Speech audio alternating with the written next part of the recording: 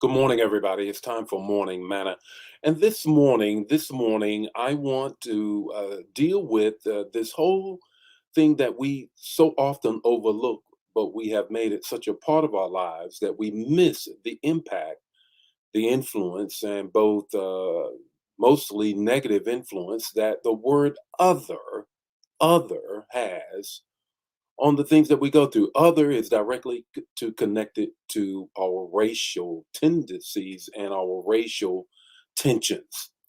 Okay, you said, Bishop, I'm not sure about all of that. Well, hang on, hang on. Well, this morning is all about other, and it's Project 2025 versus Project 1619. Project 2025 versus Project 1619. And it all kind of boils down to how we're and where we are in this country today. Well, I'm going to give you the text to talk to take away 5 minutes or less.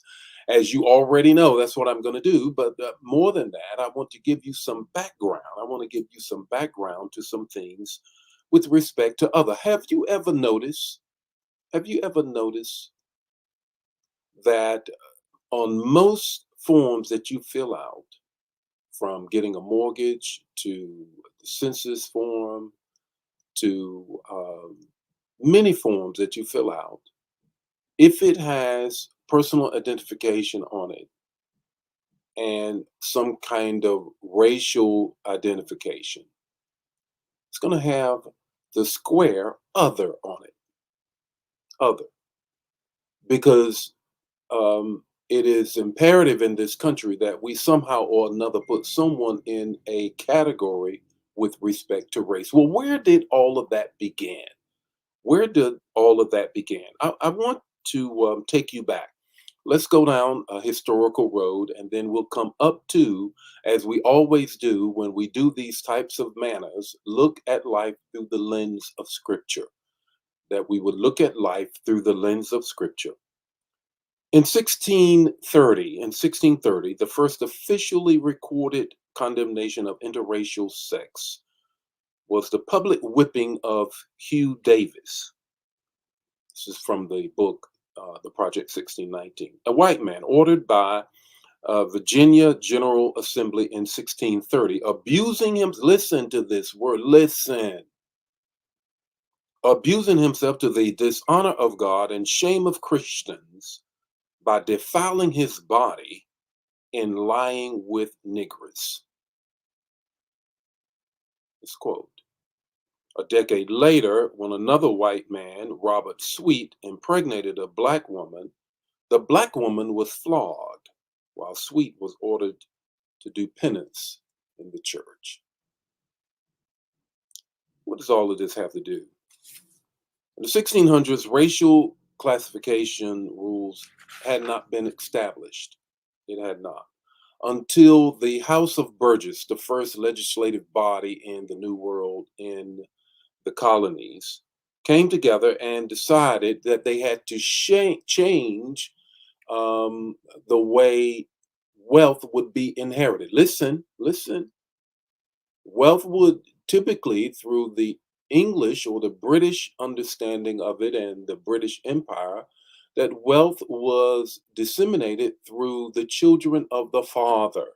The children of the father. Well, given that there were men now who were obviously being with African women, they had to change that because that meant that those children from African women with black skin would inherit their wealth. So they changed the law. They changed the law in 1662.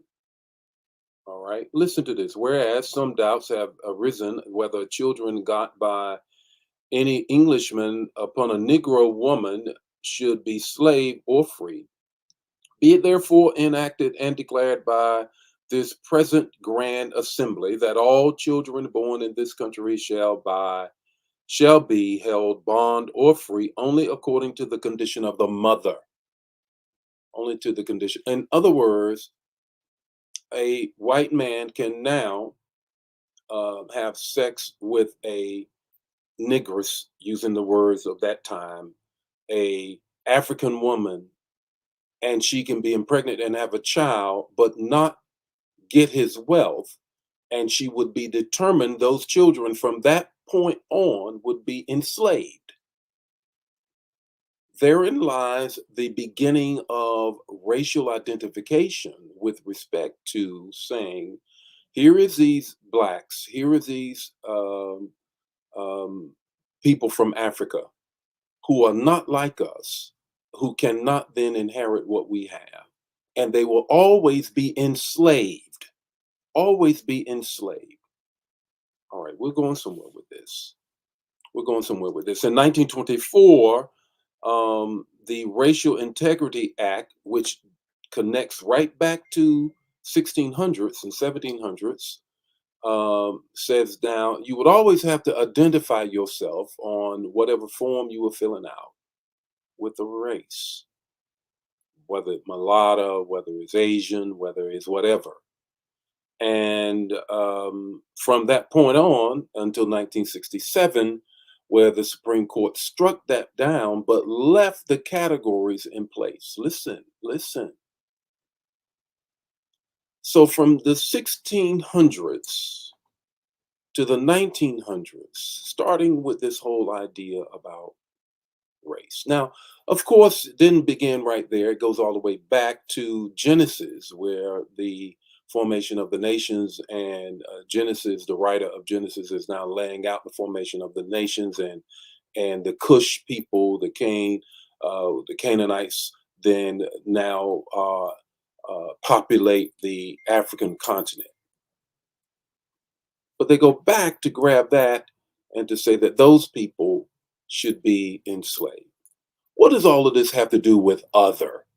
What does all of this have to do with other? Now, let's pick up the scriptures. Let's pick up the scriptures and look through the lens of scripture. John 13:34 through 35 says, a new commandment I give you, Jesus talking. I give to you, love one another. Love one another. Now, I want you to share this. Don't wait, because family, Morning Manna family, you always want to wait to share it and you forget. Share it right now because this is very important. 100 times in Scripture there is a reference to one another.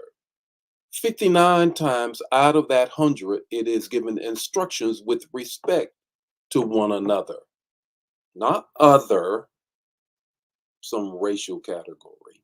Those scriptures does not shy away from that. The Hittites, the Jebusites, and so on. But it does not do it in the way that it was done and is done in America today. The scripture says, love one another. And then instructions of 59 out of 100 times giving us instructions. Let's break it down to just three. Here's the three. One, pray for one another.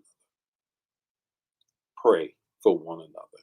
We're in a world today in which we have such acrimony and division that even if you say those people don't like me, there is still scripture that tells you what you need to do. Pray for your enemies. Give them a cool glass of water. That's right. Heap coals of love on their head. That's right. Pray for one another. Number two, care for one another. Care for one another. If you do this unto the least of these, you've done it also unto me. Pray for one another, care for one another. Now, here's the third thing, do good to one another. Come here. Come here, the Samaritan who goes by the Good Samaritan, who sees that there is someone who everybody walks by, leaves them to die, will not take a risk to help them, takes his money, his beast, put him on it, take him to the end, and says, if anything that he wants after this, charge it to my charge card. I got it. And when I come back, I'll add to it. Do good to one another. Care for one another. Pray for one another. So what's your takeaway this morning in this racially tense world that we're in right now, and divided world that we're in that starts with other? Don't check the box of other. Love one another. Don't check the box of other. Check the box of loving one another. There you have it. Shout out, man. If it bless you, bless somebody else. Don't keep it to yourself. See you tonight. See you tonight with a word in my mouth as we walk through the Bible. God bless you. Bye now. I'll see you tomorrow morning.